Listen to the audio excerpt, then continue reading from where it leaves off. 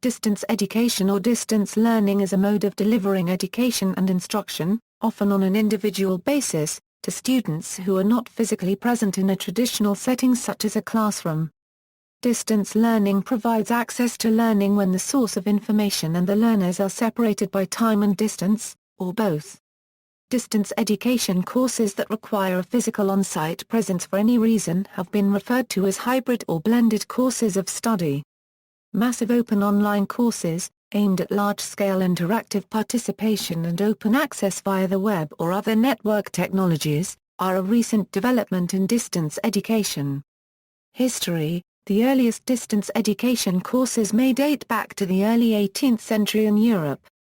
One of the earliest examples was from a 1728 advertisement in the Boston Gazette for Caleb Phillips, teacher of the new method of shorthand, who sought students who wanted to learn through weekly mailed lessons. First distance education courses. The first distance education course in the modern sense was provided by Sir Isaac Pitman in the 1840s, who taught a system of shorthand by mailing texts transcribed into shorthand on postcards and receiving transcriptions from his students in return for correction. The element of student feedback was a crucial innovation of Pitman's system. This scheme was made possible by the introduction of uniform postage rates across England from 1840. This early beginning proved extremely successful, and the Phonographic Correspondence Society was founded 3 years later to establish these courses on a more formal basis. The society paved the way for the later formation of Sir Isaac Pitman colleges across the country. University correspondence courses. The University of London was the first university to offer distance learning degrees, establishing its external programme in 1858. The background to this innovation lay in the fact that the institution was non-denominational and, given the intense religious rivalries at the time, there was an outcry against the godless university.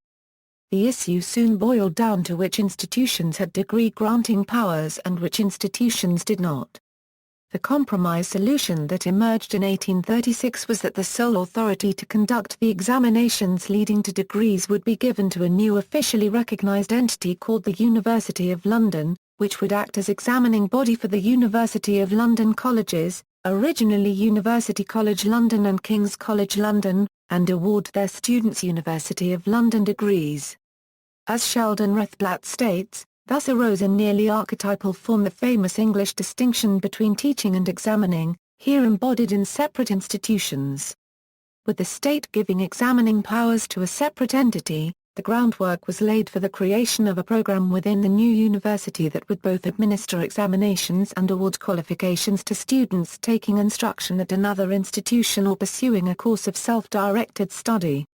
Referred to as People's University by Charles Dickens because it provided access to higher education to students from less affluent backgrounds, the external program was chartered by Queen Victoria in 1858, making the University of London the first university to offer distance learning degrees to students.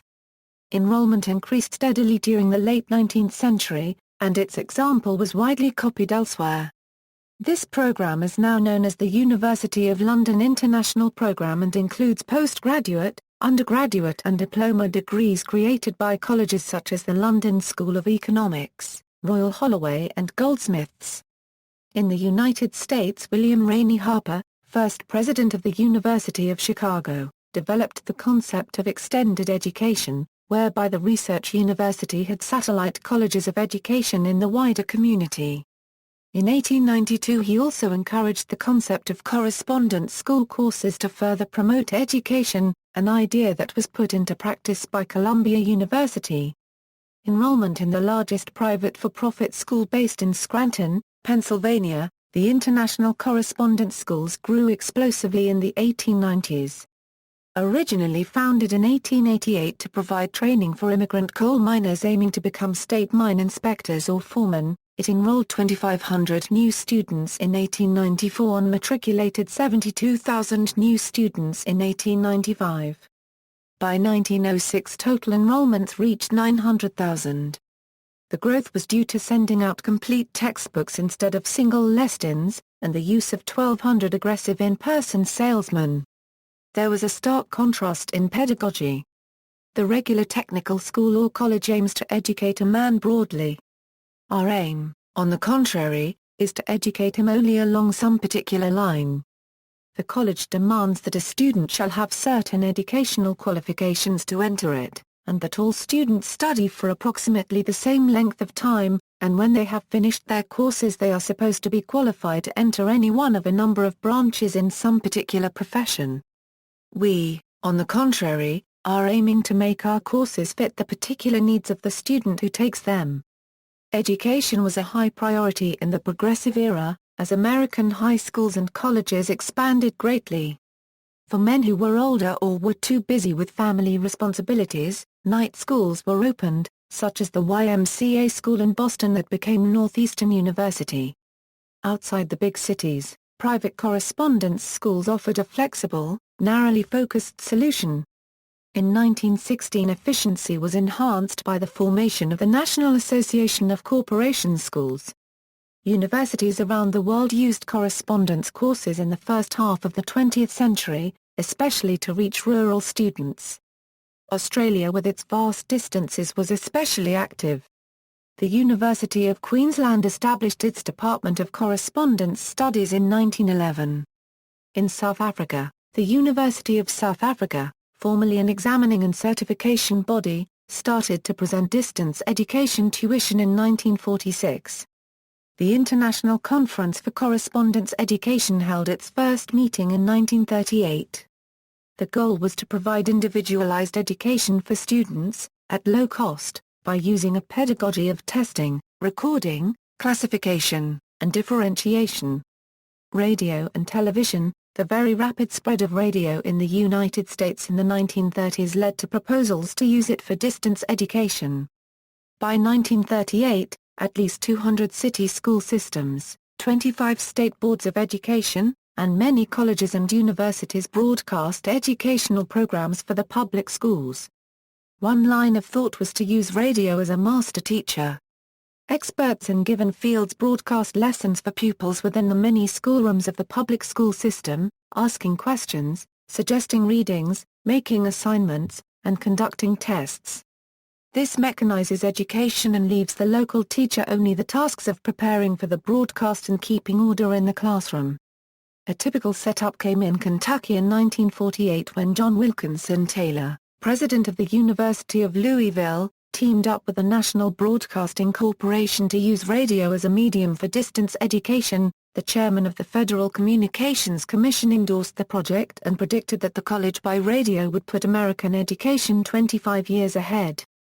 The university was owned by the city, and local residents would pay the low tuition rates, receive their study materials in the mail, and listen by radio to live classroom discussions that were held on campus. Charles Edemia of the University of Wisconsin-Madison also promoted new methods.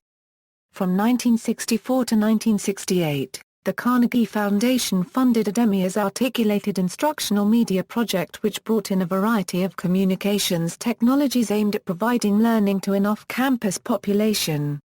Open University. The Open University in the United Kingdom was founded by the then-serving Labour Party government under Prime Minister Harold Wilson, based on the vision of Michael Young.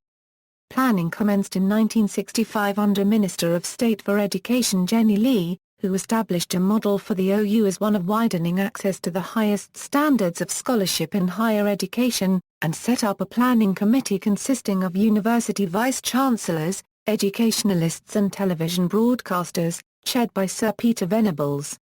The British Broadcasting Corporation Assistant Director of Engineering at the time, James Redmond, had obtained most of his qualifications at night school, and his natural enthusiasm for the project did much to overcome the technical difficulties of using television to broadcast teaching programs.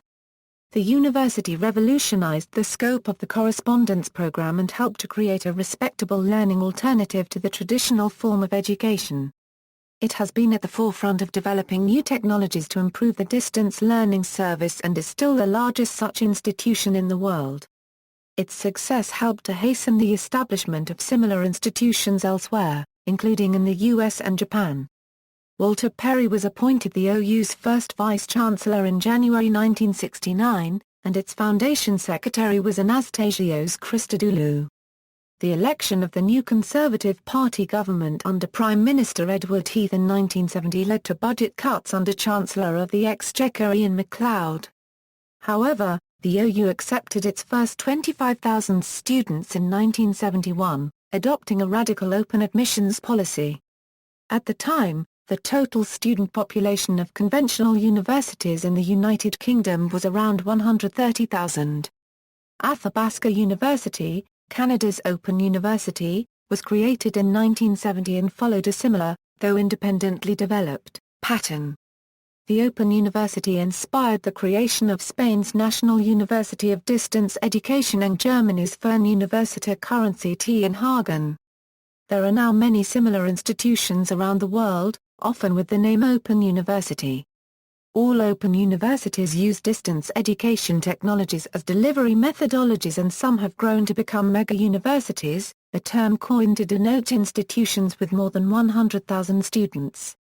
In 1976, Bernard Luskin launched Coastline Community College as a college beyond walls, combining computer-assisted instruction with telecourses produced by KOCE-TV, the Coast Community College District public television station. Coastline has been a landmark strategic success in helping to establish online distance learning using modern technology for learning. Internet. The widespread use of computers and the Internet have made distance learning easier and faster, and today virtual schools and virtual universities deliver full curricula online. In 1996, Jones International University was launched by Glenn Jones, CEO, and Bernard Luskin, Chancellor, as the first fully online university accredited by a regional accrediting association in the U.S. Between 2000 and 2008, undergraduate enrollment in at least some distance programs became more and more common. The share of students in at least one distance education class expanded from 8% to 20%, and the percentage enrolled in a distance education degree program increased from 2% to 4%. Many private, public, non-profit and for-profit institutions worldwide now offer distance education courses from the most basic instruction through the highest levels of degree and doctoral programs.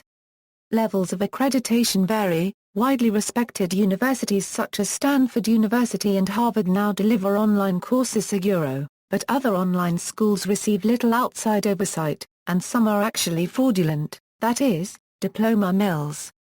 In the U.S., the Distance Education and Training Council specializes in the accreditation of distance education institutions. In the United States in 2011, it was found that a third of all the students enrolled in post-secondary education had taken an accredited online course in a post-secondary institution. Even though growth rates are slow, enrollment for online courses has been seen to increase with the advance in technology. The majority of public and private colleges now offer full academic programs online. These include, but are not limited to, training programs in the mental health, occupational therapy, family therapy, art therapy, physical therapy, and rehabilitation counseling fields. Distance education has a long history, but its popularity and use has grown exponentially as more advanced technology has become available. By 2008, online learning programs were available in the United States and 44 states at the K-12 level. Sasmund Asfaranjan, Y, Shahzad, F, Baradari, F, Salamai, M, and Salani, M. in a 2013 research paper argued that implementation of Internet forum, online discussion group and online learning community contribute to an efficacious distance education. Researchers showed that socialization plays the most vital role in effective distance education. Technologies. Although the expansion of the Internet blurs the boundaries, distance education technologies are divided into two modes of delivery: synchronous learning and asynchronous learning. In synchronous learning, all participants are present at the same time. In this regard, it resembles traditional classroom teaching methods despite the participants being located remotely. It requires a timetable to be organized. Web conferencing, video conferencing, educational television, instructional television are examples of synchronous technology, as are direct broadcast satellite, internet radio, live streaming, telephone, and web-based VoIP. Online meeting software such as Adobe Connect has helped to facilitate meetings in distance learning courses. In asynchronous learning, participants access course materials flexibly on their own schedules. Students are not required to be together at the same time. Mail correspondence, which is the oldest form of distance education, is an asynchronous delivery technology, as are message board forums, email, video and audio recordings, print materials, voicemail, and fax. The two methods can be combined. Many courses offered by the Open University use periodic sessions of residential or day teaching to supplement the remote teaching. The Open University uses a blend of technologies and a blend of learning modalities, all under the rubric of distance learning. Distance learning can also use interactive radio instruction, interactive audio instruction, online virtual worlds, digital games, webinars, and weekcasts, all of which are referred to as e-learning. Media psychology and media studies have evolved as the research area in the study of media effects. Each has grown into important academic areas, with graduate degree programs now providing professional research, teaching and field staff to help build understanding of the behavioral implications of media. The first MA, PhD and Ed.D. programs in media psychology and media studies were launched in 2002 by Bernard Luskin at Fielding Graduate University. Benefits: distance learning can expand access to education and training for both general populace and businesses, since its flexible scheduling structure lessens the effects of the many time constraints imposed by personal responsibilities and commitments. Devolving some activities off-site alleviates institutional capacity constraints arising from the traditional demand on institutional buildings and infrastructure. Furthermore, there is the potential for increased access to more experts in the field and to other students from diverse geographical, social, cultural, economic, and experiential backgrounds. As the population at large becomes more involved in lifelong learning beyond the normal schooling age, institutions can benefit financially, and adult learning business courses may be particularly lucrative. Distance education programs can act as a catalyst for institutional innovation and are at least as effective as face-to-face learning programs, especially if the instructor is knowledgeable and skilled. Distance education can also provide a broader method of communication within the realm of education. With the many tools and programs that technological advancements have to offer, communication appears to increase in distance education amongst students and their professors, as well as students and their classmates. The distance educational increase in communication, particularly communication amongst students and their classmates, is an improvement that has been made to provide distance education students with as many of the opportunities as possible as they would receive an in-person education. The improvement being made in distance education is growing in tandem with the constant technological advancements. Present-day online communication allows students to associate with accredited schools and programs throughout the world that are out of reach for in-person learning. By having the opportunity to be involved in global institutions via distance education, a diverse array of thought is presented to students through communication with their classmates. This is beneficial because students have the opportunity to combine new opinions with their own, and develop a solid foundation for learning. It has been shown through research that as learners become aware of the variations in interpretation and construction of meaning among a range of people, they construct an individual meaning, which can help students become knowledgeable of a wide array of viewpoints in education. To increase the likelihood that students will build effective ties with one another during the course, instructors should use similar assignments for students across different locations to overcome the influence of co-location on relationship building. The high cost of education affects students in higher education, to which distance education may be an alternative in order to provide some relief. Distance education has been a more cost-effective form of learning, and can sometimes save students a significant amount of money as opposed to traditional education. Distance education may be able to help to save students a considerable amount financially by removing the cost of transportation. In addition, distance education may be able to save students from the economic burden of high-priced course textbooks. Many textbooks are now available as electronic textbooks, known as e-textbooks, which can offer digital textbooks for a reduced price in comparison to traditional textbooks. Also, the increasing improvements in technology have resulted in many school libraries having a partnership with digital publishers that offer course materials for free, which can help students significantly with educational costs. Within the class, students are able to learn in ways that traditional classrooms would not be able to provide. It is able to promote good learning experiences and therefore, allow students to obtain higher satisfaction with their online learning. For example, students can review their lessons more than once according to their need. Students can then manipulate the coursework to fit their learning by focusing more on their weaker topics while breezing through concepts that they already have or can easily grasp.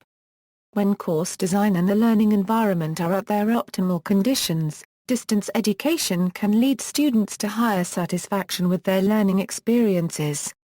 Studies have shown that high satisfaction correlates to increased learning. Students who are enrolled in distance education with high satisfaction in their online coursework are then motivated intrinsically to learn, which often means that their performance in class will improve. For those in a healthcare or mental health distance learning program, online-based interactions have the potential to foster deeper reflections and discussions of client issues as well as a quicker response to client issues, since supervision happens on a regular basis and is not limited to a weekly supervision meeting. This also may contribute to the students feeling a greater sense of support, since they have ongoing and regular access to their instructors and other students. Distance learning may enable students who are unable to attend a traditional school setting, due to disability or illness such as decreased mobility and immune system suppression, to get a good education. Distance education may provide equal access regardless of socio-economic status or income, area of residence, gender, race, age, or cost per student.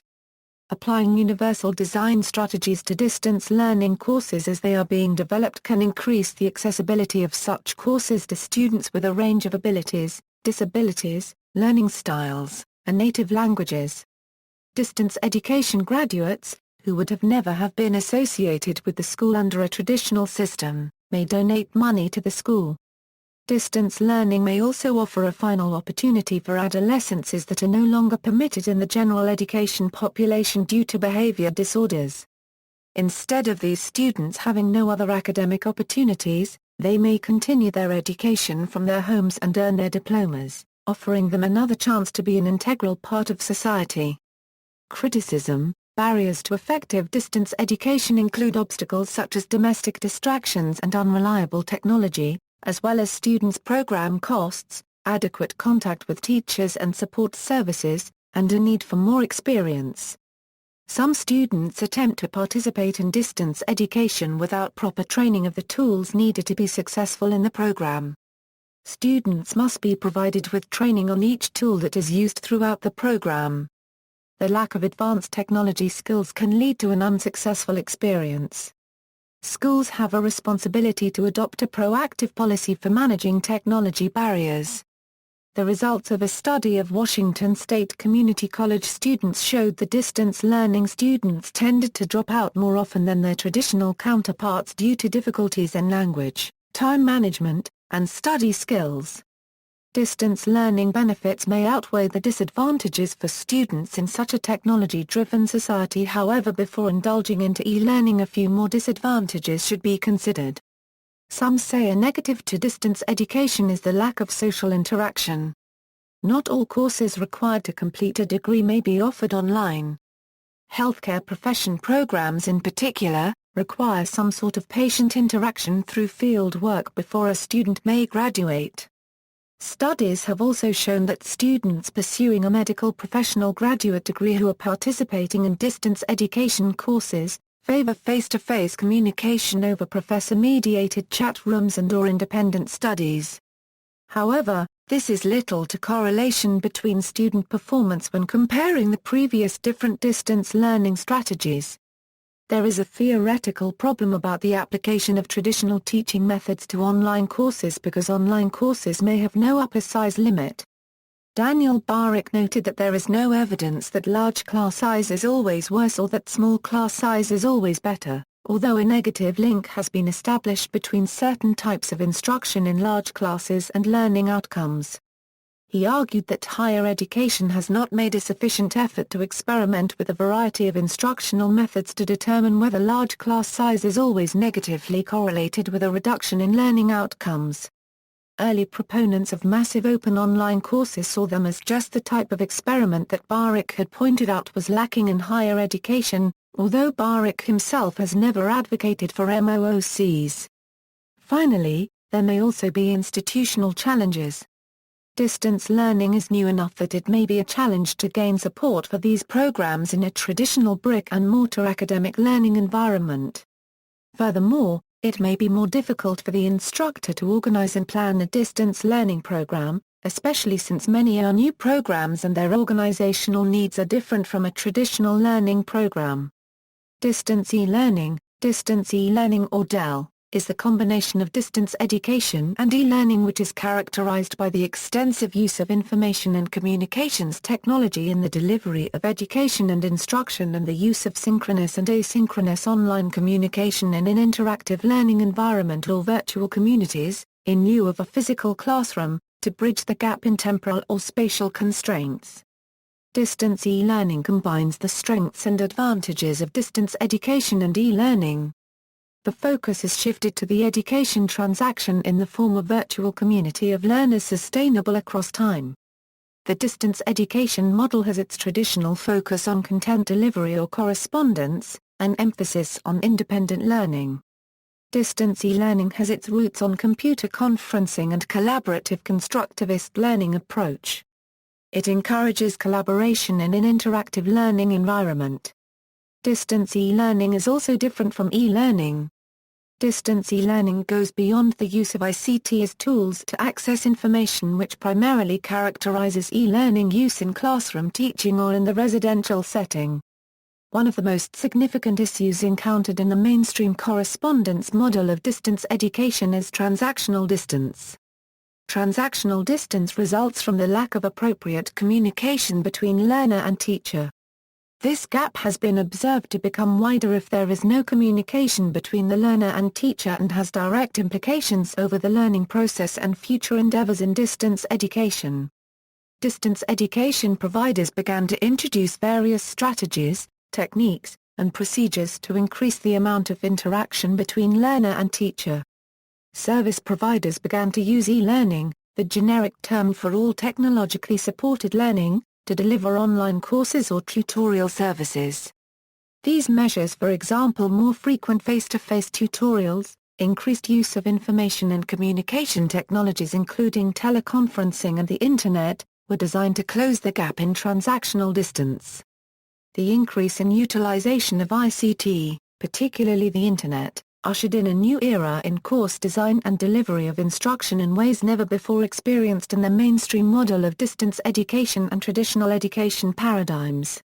The marriage of the two concepts, distance education and e-learning, marked a new strategy in delivering courseware for academic programs and other learning resources developed by open universities and conventional educational institutions. See also, continuing education, degree completion program, e-learning, electronic learning, open admissions, open door academic policy, open supported learning, open universities, public, educational, and government access, list of DETC online universities, international correspondence schools, sunrise semester, virtual education, virtual learning environment, school choice, media psychology, cooling out, references. Further reading, Clark, J.J.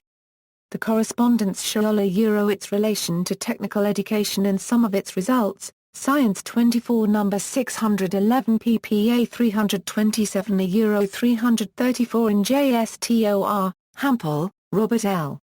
The Business of Education, Home Study at Columbia University and the University of Wisconsin in the 1920s and 1930s, Teachers College Record 112 No. 9 pages 2496 2571, Holmberg, bar paragraph RJE. Theory and Practice of Distance Education Online, Kett, Joseph F. Pursuit of Knowledge Under Difficulties, From Self-Improvement to Adult Education in America. Excerpt and text search, Moore, Michael Graham and William Anderson.